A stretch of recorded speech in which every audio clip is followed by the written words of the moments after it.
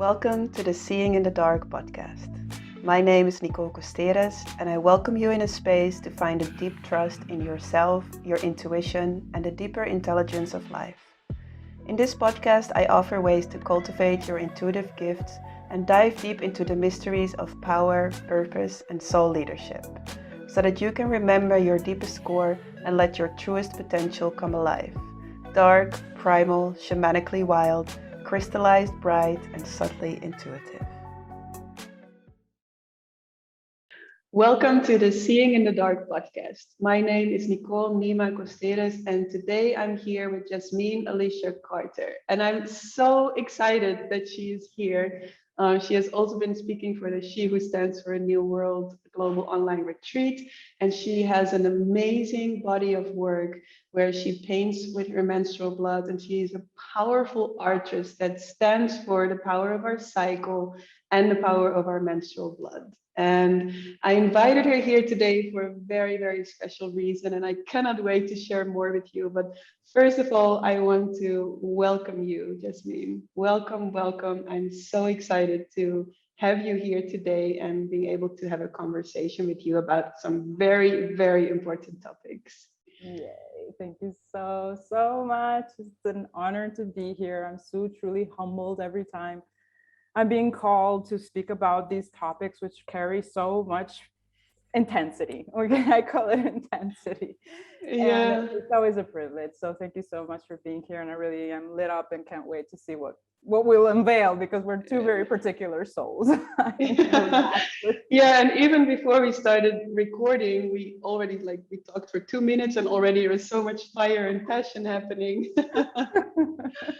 Yeah, so maybe I can just start with sharing why I actually reached out to you, because there was an article about you in the Daily Mail UK. Yeah. And the article was about the way you connect with your menstrual blood and how you are wanting to release the taboo around it, but also very much have people become aware of the medicinal qualities that it carries. And you've had like a lot of response to this article, from a lot of support to also a lot of negative comments. And as I was witnessing you in that, I get goosebumps again. I just felt so much fire. I was feeling how my soul wanted to stand next to you and like support you, because I had so much respect for how you were holding yourself in that, and for the courage that you have to stand for what you believe in. And so today we're going to touch upon two different directions with this. In the first part, I want to talk with you about the power of our menstrual blood, like what are the medicinal qualities in it, and how can we connect with our menstrual blood. And in the second half, I want to touch upon what it actually means to be a change maker, whether it's in menstrual blood, whether it's working with sexuality, whether it's working with the shadow, whatever your work is, or whatever it is that you stand for and believe in this world. What does it actually mean to be a rebel or a revolutionary? Yes. Such a juicy conversation. I think we can talk a whole week about this. Yeah.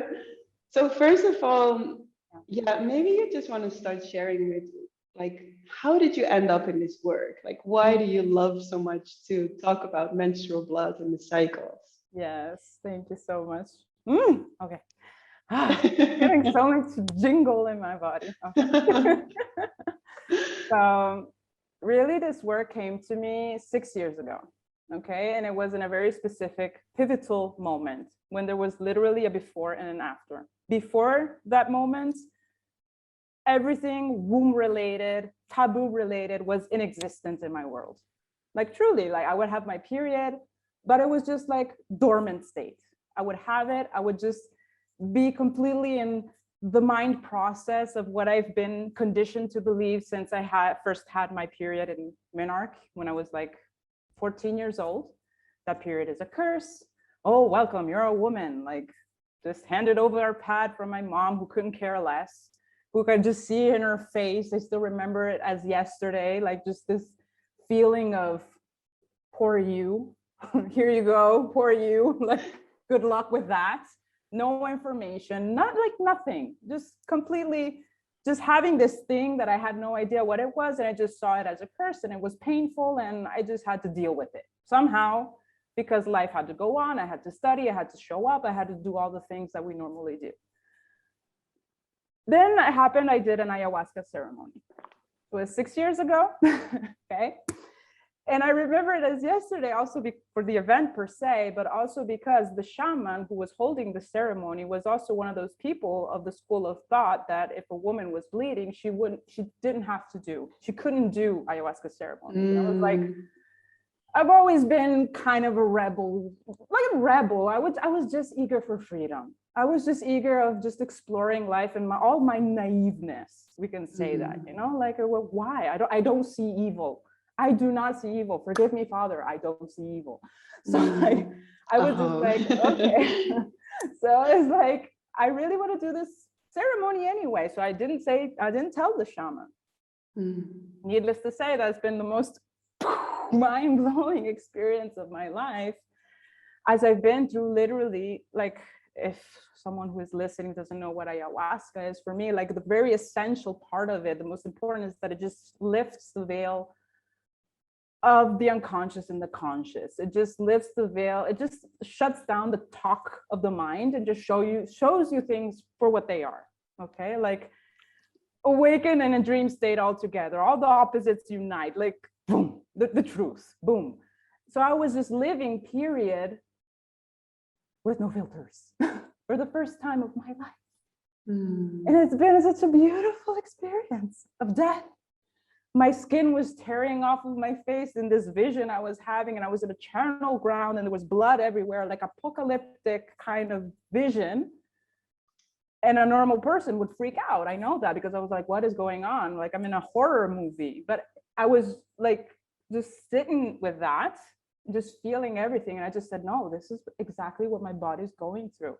My emotions are going through. My mind is going through. Like, we're replenishing. This is our church right now. The charnel ground is our church, is the call for ceremony. So I was like, whoa, wow, okay. So I was in all this mist. And then I just had to go to pee. So I just got up and went to the bathroom, lowered my pants, and I just saw the pad soaked up with my blood. It was the first time I looked at it with a certain degree of awareness.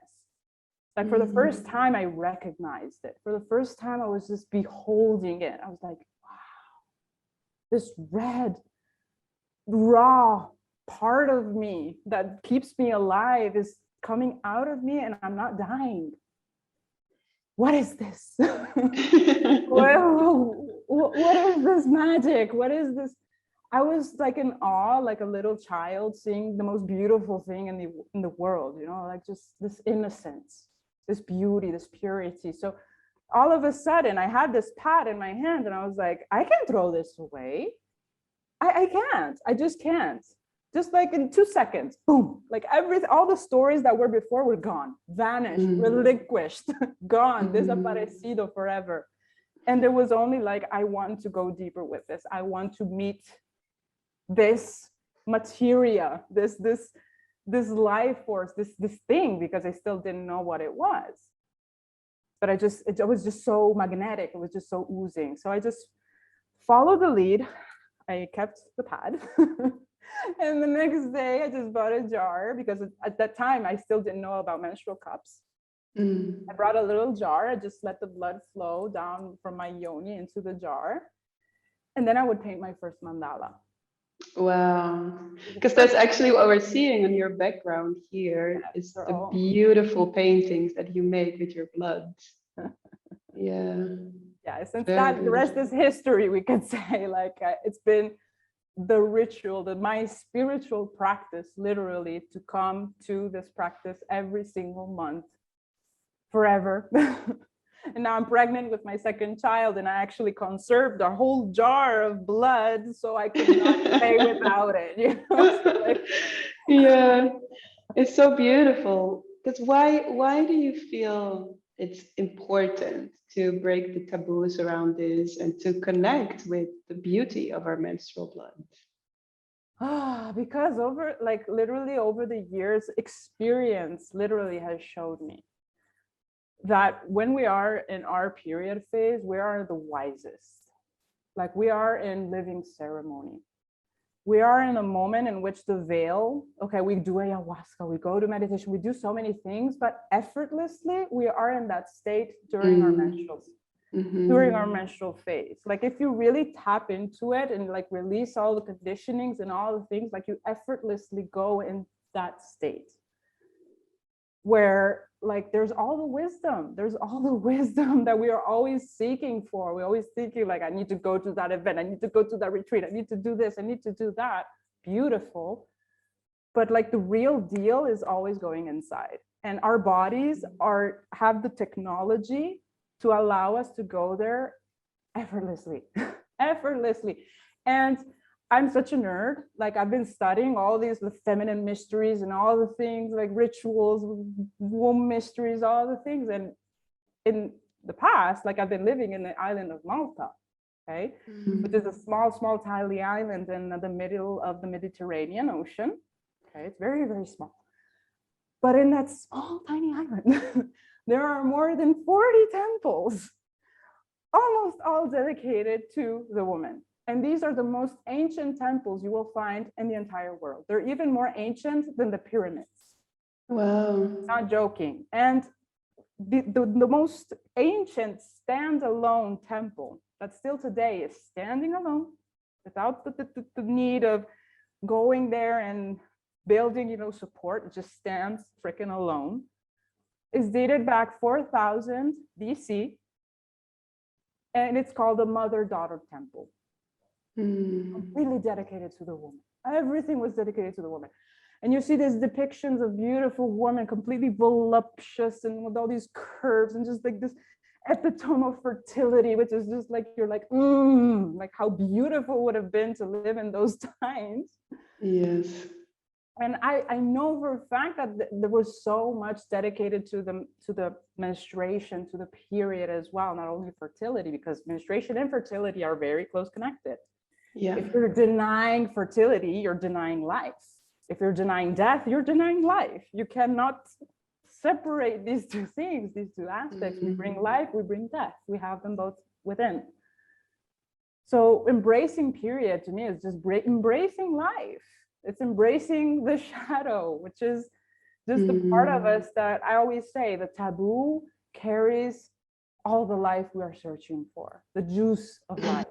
The juice. I love that. The taboos carry all the life that we are searching for. I love that because I feel like I grew up. My mother is from Suriname, which is in South America, and it's one of the many cultures that have like rules and superstition around menstrual blood, right? So when a woman is menstruating, she cannot cook. When a woman is menstruating, she cannot lay next to her husband in the bed because you are impure, basically. Yeah. And like you said, there are traditions like with mainly, I would say, patriarchal traditions with ayahuasca, where women are not allowed to sit in the ceremony when they're bleeding. And I'm so happy that there are so many traditions now also with ayahuasca where you can actually just be in the ceremony and actually discover the power of your liquids, whatever bodily fluids there are. Like it's totally fine to be with the medicine in ceremony as well. So I see there is a lot changing, yet there are also a lot of taboos around it still.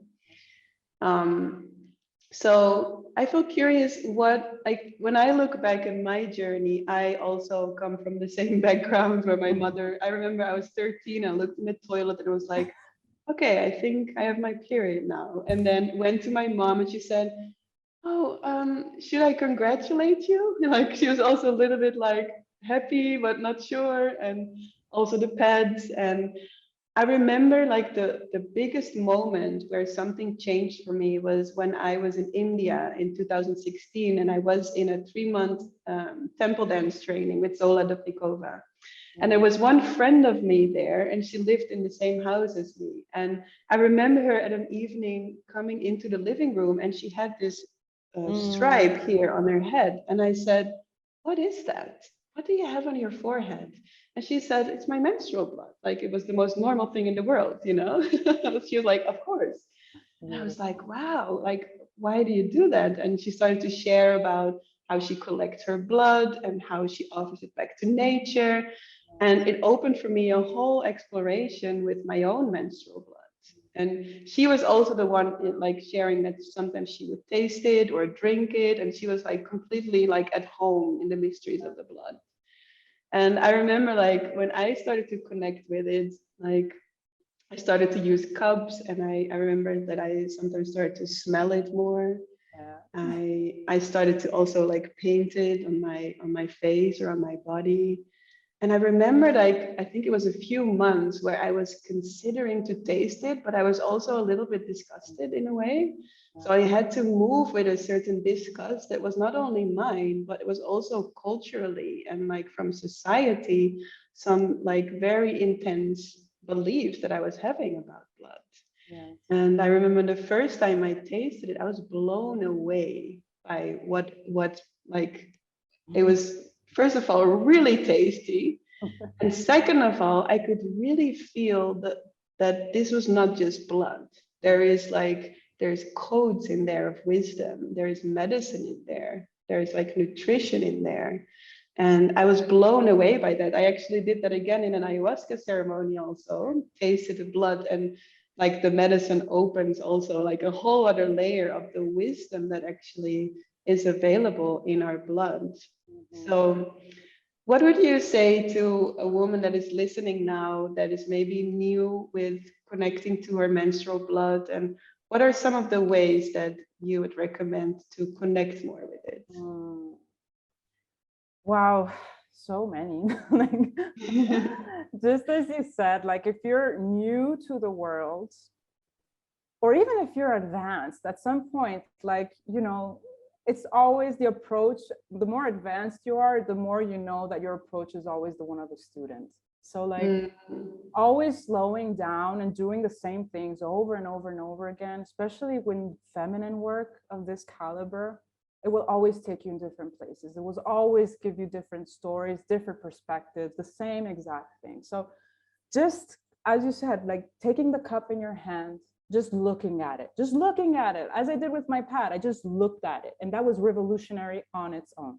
I didn't have to do anything else. That was just the first step, and I was just like tearing up, like I was already releasing so much. Then the next step, okay, how can I take it deeper? I'm gonna just like maybe touch it. I'm gonna smell it. I'm just gonna smell it. I'm gonna see all the shades of the smell. Is it sweet? Is it numb? Is it a little bit irony? Like, just be curious, and then just take a sip, or just like stick with the finger, just play with it. What's the consistency?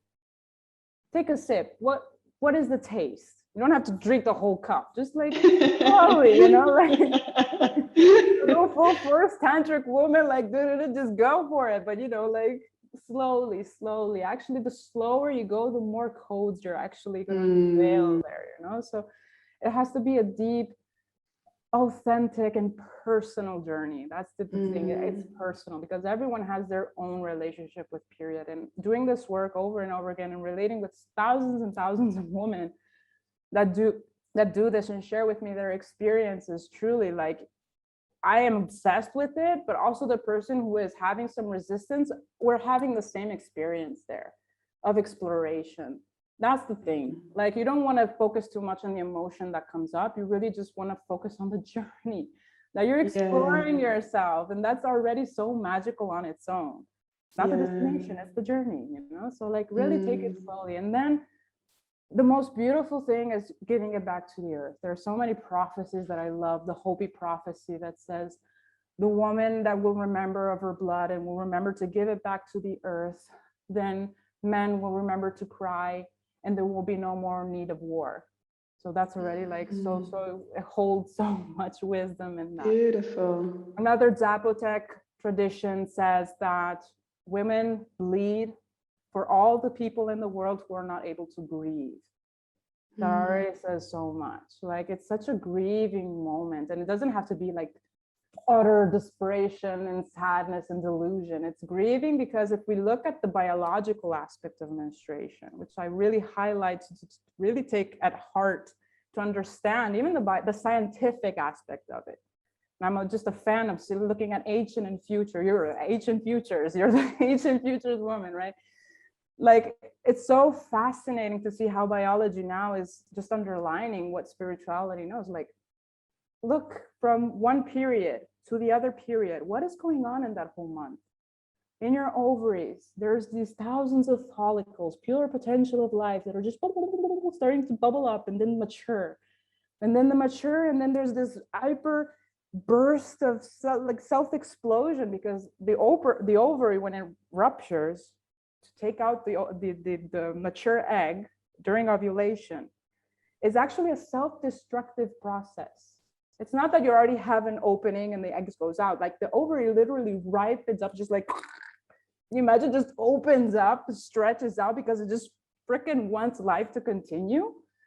Like, it's just so, it's like, oh, the passion, you know, the body that really desires for life to continue. So it just pushes out this egg, you know, this egg, this tiny egg, does this whole voyage down the fallopian tubes, which is this large, dark tunnel. Okay, it's endless tunnel by its own, because she's alone. Okay, and she goes down this tunnel, hoping and wishing for the sperm cell to come and finally reunite them and just merge into this love bubble, you know, like, and then it doesn't come. It doesn't come. And she's there alone, waiting, and it doesn't come. Because maybe they don't want a baby right now. And it's absolutely like, it's okay, it's perfect. But for the body, you know, it's putting so much effort to make life continue. And then what happens after ovulation? You have what is called the PMS phase, the luteal phase, the grieving phase, the moment in which, like, you're losing hope. Said, okay, the sperm is not coming. Guys, we're not fulfilling the agenda here. So let's break down. I gotta break down the lining. I gotta break down all the things that we've been building up to create new life. It's time to go, gotta replenish. But the body's not happy. It's not so happy about it, you know, because I did all this, but like, there's no baby, you know. And then at the menstruation phase, it's just time to grieve. Everything comes out. So you have all this information happening, like all this trip, all this journey, okay, in 1 month. And not only an internal journey, you have to external journey. How many things happen during your day? Just one day. Imagine 28 days, 30 days. How many things are happening? How many information that you haven't actually processed because you're just like so on the go and doing things and you're not quite able to listen as much. The period phase allows you to go there. The period phase is about listening to what happened and letting go what has to let go, and just keeping the wisdom that has to stay there. You know, like, this is what I've come to learn every month, coming to this over and over and over and over again. Like, it's a moment of stillness. It's a moment of listening. And then follicular phase, again, you're open up. You're finally free. Let's go out. Let's do again all the things. Yeah, that's so beautiful. And I feel that's one of the things that I feel like connecting deeper with my blood gave me, like, so much more awareness on how my energy moves throughout my cycle. Yeah. So it's like such a deep connection to listening, like you said. Also, like, I feel so much information in our blood. Like, the first time I tasted it, it was very tasty, and other times it was not so tasty. And other times I didn't even want to taste it because I feel something was releasing from my body, also emotionally, right? So I feel like there is a deeper connection with our body that becomes available when we connect deeper to our blood and to our cycle. Yes. Yeah, beautiful. Matter, it's like always, science shows today, finally, thank you, that period blood is the 5th vital sign, which means that it's the 5th sign. When you look at your period blood, the consistency, the color, the odor, the like all the things related, you can actually see how your body is. Like, if it smells that time, what do we need to check? Our food, our lifestyle. Has there been a little bit more stress? Did I eat something that my body really didn't process so well? Like, there's always hints of the imbalances that are in our body. Yeah. right? Yeah, and we can do that in any way. So whether you are maybe using pads or whether you are using a cup Yeah, or whether you are free bleeding, you can always look at the consistency of the blood, at the color, at the yeah, smell. You can, yeah, you can observe it and connect with it. absolutely. Um, yeah, beautiful. I think like one thing, we don't have to go very deep into this, but I just noticed I'm thinking about it that the like my yoni doesn't always like the cup. I feel it's Yes. quite intense for me.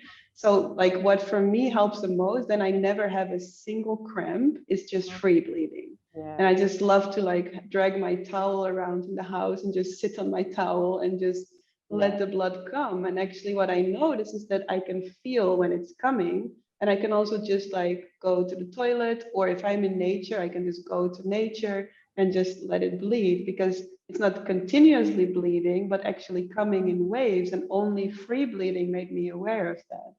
And I Beautiful. find it such a beautiful way also to connect to the natural, like how we are actually Yeah. bleeding. Yeah. Because we don't, like, I didn't know before that time. There you go. Yeah. It's incredible that we have to self-learn so many things when, Yes. like, if you were just taught these things at school, and what a different world we would be living in. But yes, I also like, I 100% stand by what you say. Like, I also have some resistance towards the cup, but I like to play with different things. There's so many alternatives now that are so empowering in a sense. You have the cup if you actually want to collect it. And it's so Yeah. beautiful. Then you can give it back to the earth, and you can paint with it. You can do your rituals. You can do whatever you feel that's most alive for you. Then you also Yeah. have menstrual underwear. Amazing. Yes. So you have those. Thank goddess for menstrual underwear. Okay. So, and you can just wear them if you need to go out and actually have some responsibilities to attend to. You can just like Yeah. free bleed, and it just feels so good for the body. You can do a little bit of that, a little bit of this, and during the night just free bleed, during the day free bleed. Like there's so many different options, and you can just flow and dance with what feels good for you in that moment, which is so freeing in a sense. It's not that you always have to use cups, you always have to use pads, you have to always use, like, there's such a vast range. And I would love to see a world where more commercials would promote that, like, and not the Yes. menstrual pad with all the white flowers just saying freedom. Like, freedom from what? You're freeing me from what specifically? Like, I don't want scented stuff. I want to see my blood. I want to smell it for it is. I want to see it. I want a freaking empowering experience, Beautiful.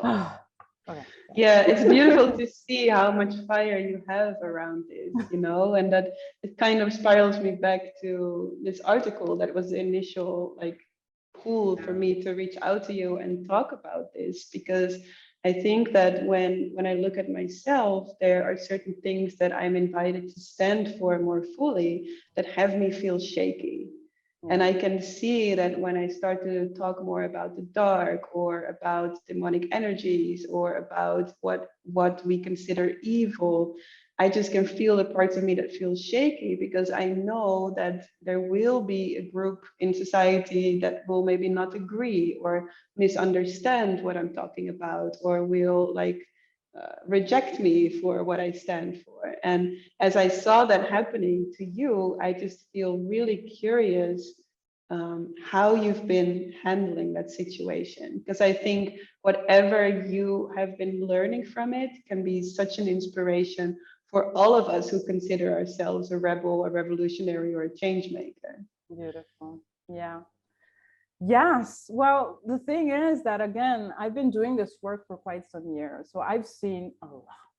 And that's already the first thing. Like, when you find your message, your truth, the thing that really changed your life, like, that is your treasure.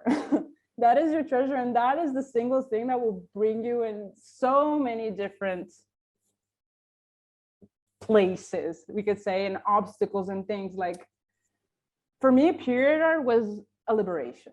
I loved it. I just loved it. I did it for myself. I did it only exclusively for myself. Then I just felt compelled to just share it, because once you find peace within you, you just want to share it. It's part of our nature. You want to share it. Like, you know what? Period blood just is freaking awesome. And I want to teach you why. And I just want to share my story. Perfect. People started to resonate with it. Wow, that's freaking amazing. Other people are like, You will always have what they say, like the law of karma. You will always have when you do an action, you will have something that is similar and the direct opposite. You got to live with that duality. You can't, it's impossible. You can't please everyone. It means that your message is not strong enough, usually, or you're watering it down because you don't believe it. So true. Like I'm gonna ask you more about it in a moment. You go ahead first. So yeah, so I've noticed in my life, like in phases, like there were literally cycles in which, okay, I would have a whole wave of haters just coming in my world, bullies, trolls, like all the things, would just blatantly and ignorantly just like, oh my God, you're a slut, like slut shaming, all of the things, threats, all of it. First time I was shocked. Like, was like, what? Like, what? Really? Like, is it that bad? You know, like, it was hard for the first time because I didn't have the feedback. It was the first time. Then I was like, okay, I dealt with it after weeks of going through my own inner process of like, is this right? Is this wrong? Should I do it? Should I not? Should I water it down? Is it too much? Like all these things came up. But then I was like, but this is just too beautiful. I just can't. It's just so beautiful. Why don't people understand it? So I went on. And the more I went on, my Instagram page started to grow and grow and grow and have more people fascinated and more people willing to understand. And like my energy would start to grow as well, you know? So like, okay, like it's resonating. I'm having a beautiful feedback. And then again, another wave, even bigger than the one before, of new haters. Like, okay, let's do this. And then I would fight them back. And then I would have to prove a point. And then another phase, I would find myself even being more calm, more compassionate. And I would start to understand, like, why is this hatred coming from? Okay, it's probably just for their own conditioning. Maybe it's because the stories they came up for. And that's the reason why I started studying. That's why I started studying all the backgrounds, how menstruation is perceived in all the world. There's this beautiful book that I highly recommend. It's called, here it is, Menstruation Across Countries. Amazing book. Wow, so powerful. Like you have all the perception of menstruation of all the cultures of all over the world. Nice. All of them. Just 2, maybe 3 countries in all the world perceive blood as something pure. Just 3. Wow. Of all the book, of all the countries of the world, all of them have impure notion. Impure. Wow. Everyone. And maybe Hinduists or other like cultures are in the middle. In Egypt as well, they would say menstruation is pure. The fact that you're having a menstruation, which is a process of cleansing, is pure, but the blood is impure. So I'm like, serious? You know how many cultures see it this way? So even there are temples in India in which like you have the temples dedicated to a bleeding goddess. You have the statue, beautiful statue with the blood of the goddess coming out of her yoni. And women who are menstruating cannot go inside while they're bleeding. Wow. Why? Because the act is beautiful. Yes, celebrate that. But remember, your blood is impure. So you must stay at home and just like not touch my things because you're going to impure all my things, all my food, all my, like, no, I still don't see it. Like you can see how much confusion can be born through that because from ancient times, and then there's this whole process, you know, the ages and ages and ages and eras and eras and eras and leaders and leaders and leaders and cultures and that will go and mold and see things how they wanted to see, and then they propose it the way they wanted to see it, and then there's just confusion. There's just confusion.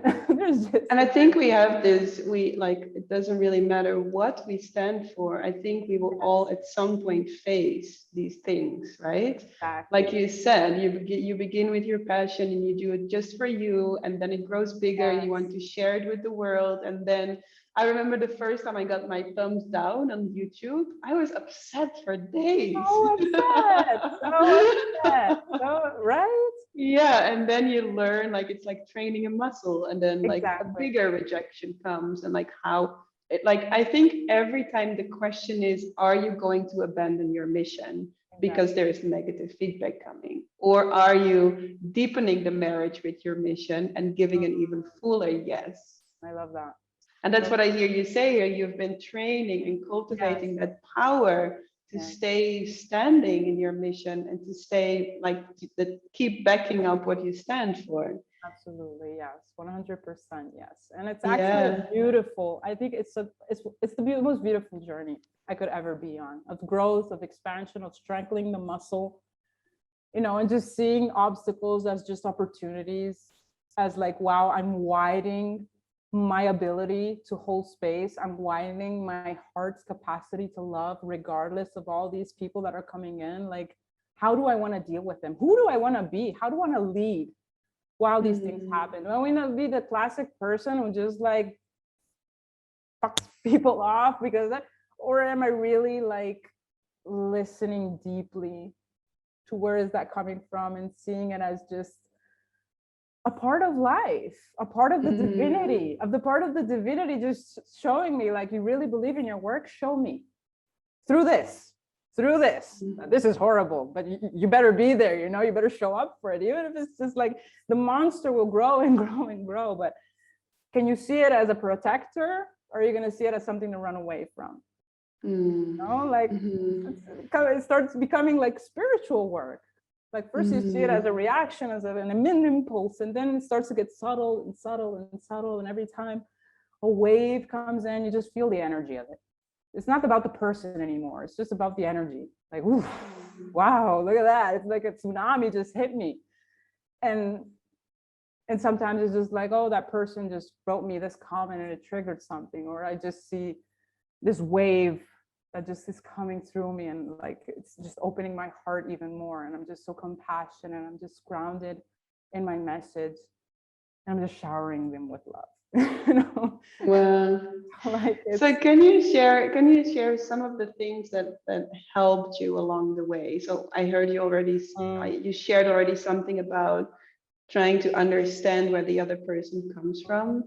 Like, what are some of the things that helped you to maybe take it less personal, or to actually have that energy land even deeper in a standing for what you believe in? So different things. Again, I have a deep spiritual practice of my own.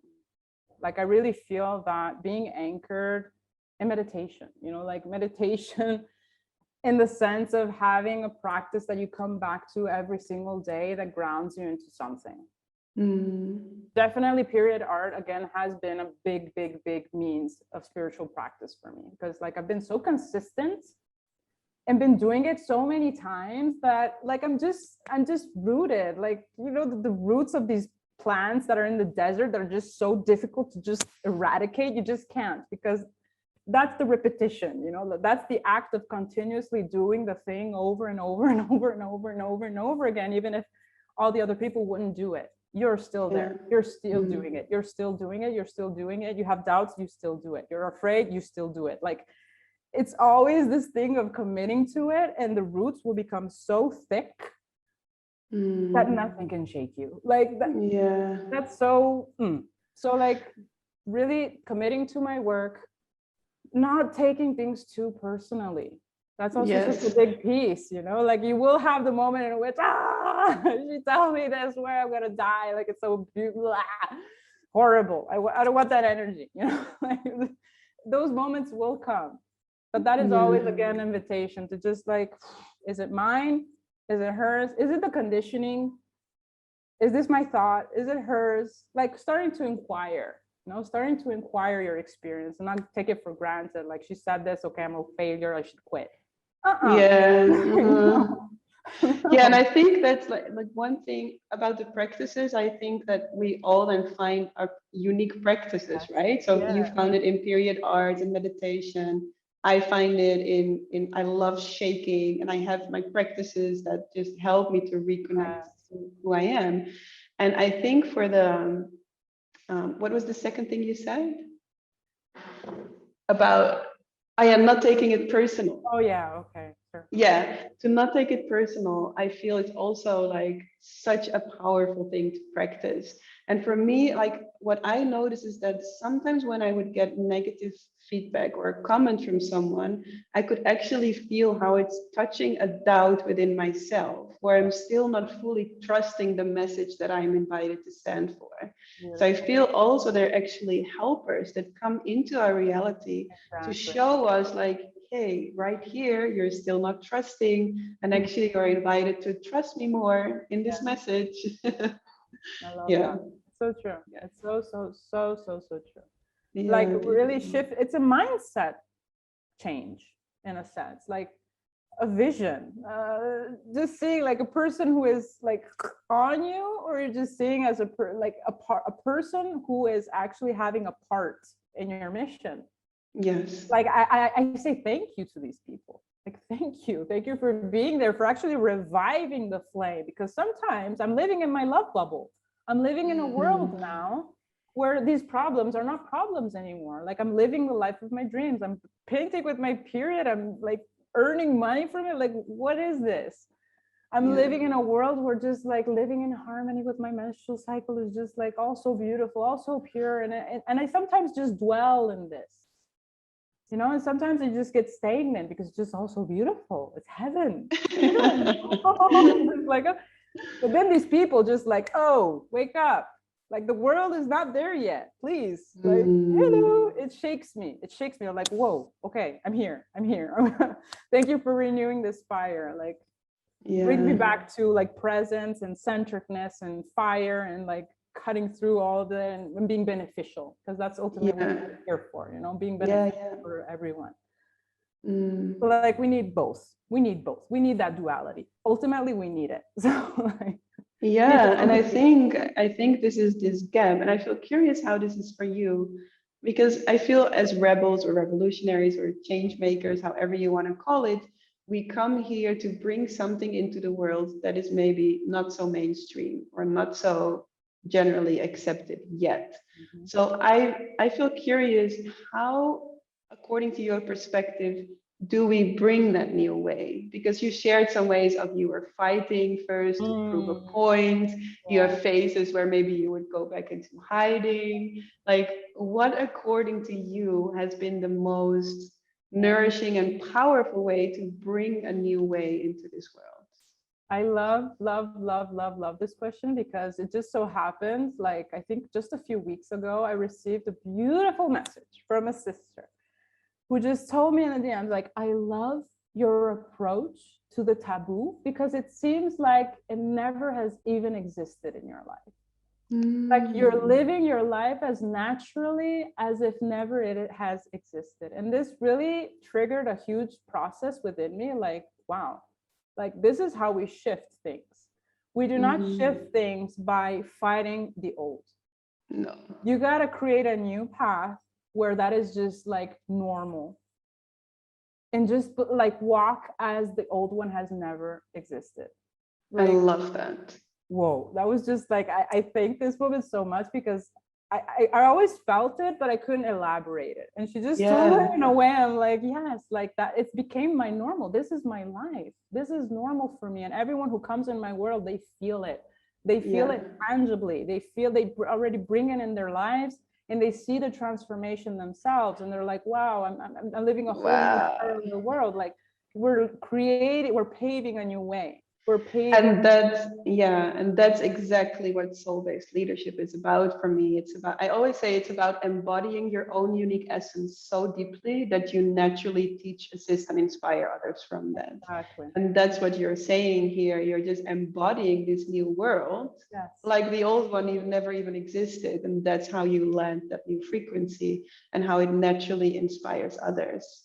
That's very powerful, because I can also see how, like, when we go into this activist energy, that it's actually super draining, because we're fighting and struggling to prove our point, and we're trying to fight a new way into the old.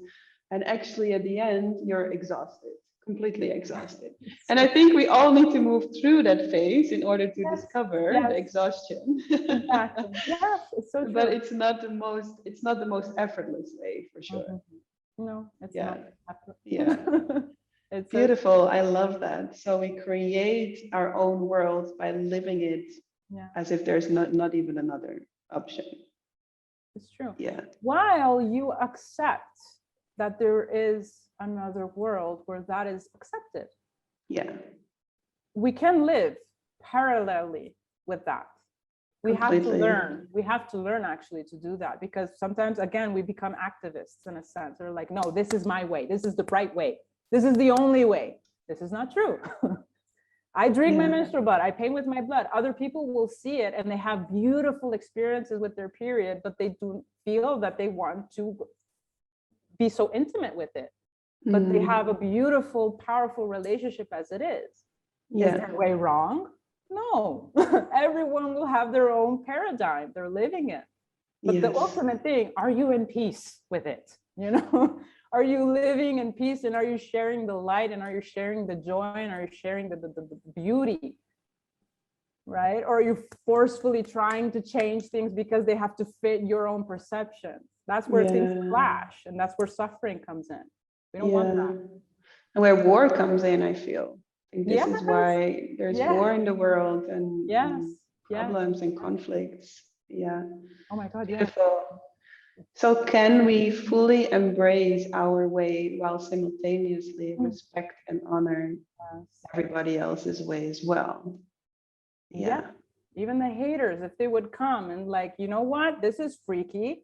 I really don't understand it. I don't think I will ever will, but you know what? I mean, I appreciate that you're happy. So cool. Is that so different? Like, it's so different than, oh my God, like you're going to burn in hell, lady. Is that useful? Like, no, we have a better way. We're going to show it. Beautiful. I love that. So what are we saying to the rebels here? What are we saying to the rebels when they feel they're invited to fully stand in what they believe, like fully stand for what they believe in? And first of all, I would say, don't water down your message. Because I loved when you said that, don't water down your message. And I also feel like ways in how I can actually bring my message even more clear, even more direct, and stop diluting it because we're scared of what other people might think of it. Yes. So powerful. Yes. I still catch myself as well. I still catch myself sometimes. I'm like, this is too much. I don't think people are gonna really like, I don't think.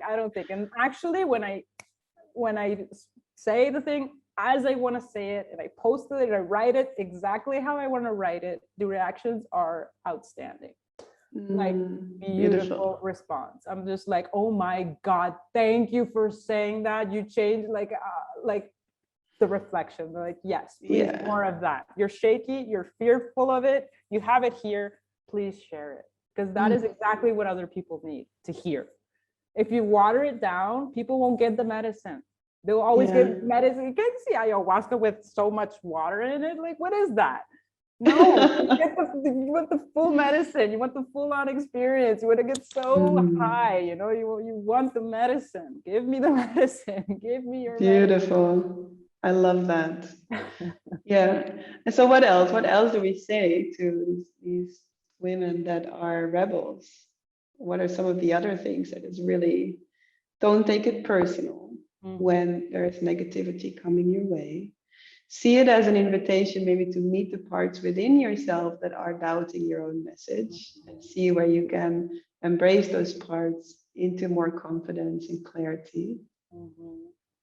And fall in love with your craft. I really feel like if there's not the love, the passion, the light, this desire when you wake up to really like, you know, just like I want to share this with the world, like learn to love it again and again and again and again. Because this is your signature, this is your legacy, and it goes far, far, far beyond. Like, this is not only for you, it's for your children, it's for your children's children, it's for all the people who's going to be after you. Like, it's, you want to live in that world. And I've been following the path of Buddhism, okay, of Vajrayana in particular. So it's like the tantric vision of it, and they just have this beautiful vision of like, okay, reincarnation. And they explain time in such a way that we really don't understand it, but it can happen, you know. And I always have this beautiful thing in mind, like I'm creating now a way, a lineage that probably maybe in 3 lifetimes, 4 lifetimes, I could reincarnate in my daughter's daughter's daughter. And I'm gonna live what I have created right now. Like how freaking awesome is that? You know, like you don't know if it's true. We don't know, but I like to believe it because it gives me that vision of like, well, what if that were true? Like, do I want to live in a world where period is finally normalized and all the women are just fully sexually self-expressed and everyone is just like paving the way and our leaders and all the most beautiful, empowering things? Do I want to live in a pure land? Yes, I want that. What can I do now to contribute in that world if I were ever to come back? I want that, you know? So like, beautiful. I love that. have a like the invitation is just have a vision that goes beyond, that just like goes way beyond time, way beyond everything, if you can. Beautiful. I love that. I really love that.